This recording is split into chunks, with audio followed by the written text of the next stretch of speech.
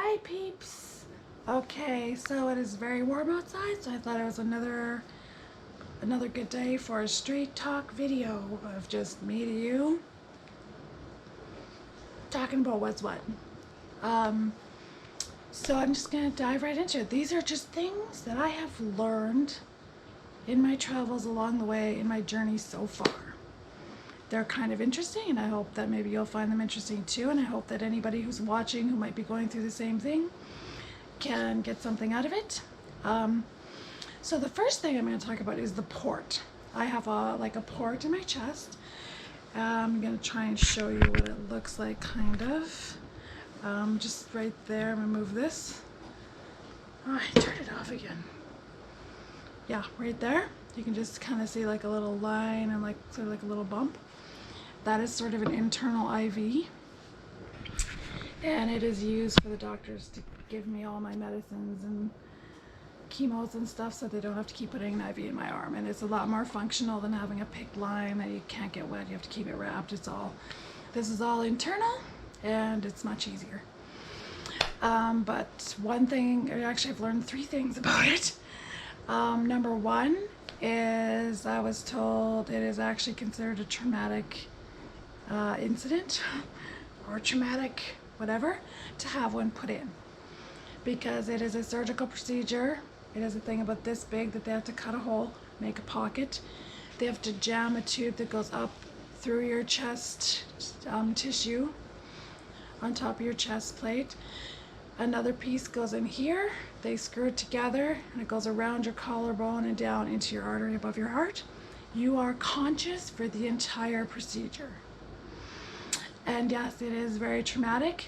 I thought I was just being a wuss. I've done it twice and it was not good either time. But I've been told from a nurse that I'm not the only one, and it actually is considered quite traumatic to have one put in. So that's number 1. Number 2 is it's just this little triangular little thing, like about that big. And the top portion has like a little pad that the needles go into, but apparently sometimes it can flip. It can actually somehow turn around inside your body and flip so the backside is facing out, and they can't put the needle in, so they have to redo it. They have to like go in and like flip it back, and bah.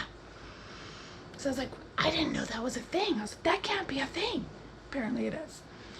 And the third thing I just learned when I went for my CT week before last is the needle part that goes down into your artery can actually come out and get turned around somehow so that it is pointed up, and it will go like up into your, like, I don't know, brain whatever, or up into your like ear area, and you'll hear like a whooshing sound in your ear. That if you hear that, tell them to stop immediately, because apparently this can like flip up and point up instead of down.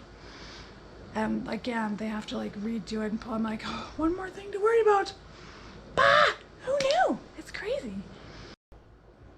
All right, the next thing that I've learned in my discussions with my doctors and stuff is that neuropathy can be permanent. I didn't know this. It was something I wasn't really worried about, because I was like, you know, it always kind of goes away to a point and whatever. Like neuropathy is like it's damage to your nerve endings, so the nerves in your fingertips and your toes can start to kind of tingle or go numb, or it kind of gravitates up your fingers and hands sometimes. Like at my worst, I have it down my fingers. So I guess, so this is why they have now started giving me, every once in a while they'll give me a week off, because as soon as I mention anything about my neuropathy kind of kicking in, they're like, hold it, you need a week off, you need extra time to recover. And I was like, no, I'm good, I can keep going. And now I know why they're so adamant that I take a break. So yeah, I didn't realize, so now I really pay heed and I really watch how bad it's getting. But if it ever gets too bad, it can end up being permanent. So I really have to pay heed and take breaks when I need to and watch for it, because I had no idea that this numbness could become permanent, and it could like hinder your walking and your balance because you can't really feel your feet and your hands. And I love to do art and paint and crafts, and it would just kill me if I lost function in my hands. So beware of that, peeps. It's not reversible if it gets too bad. Just gonna keep moving down the line. Another thing in my kind of my research and like Googling stuff and talking to like my doctors, and like maintaining lean muscle mass is like job one, legit. It's like it's literally like part of your treatment, because what it can do for you is amazing.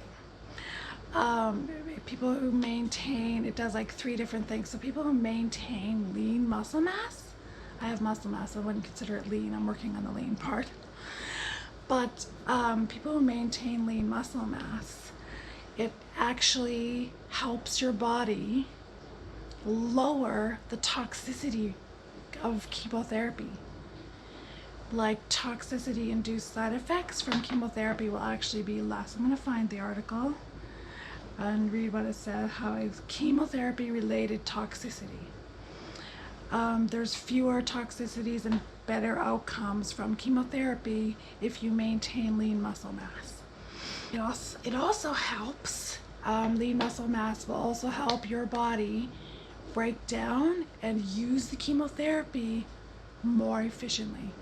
So your treatment will actually work even harder for you, even better for you, and it'll be less hard on your body but work more efficiently if you have more lean muscle mass. Isn't that amazing?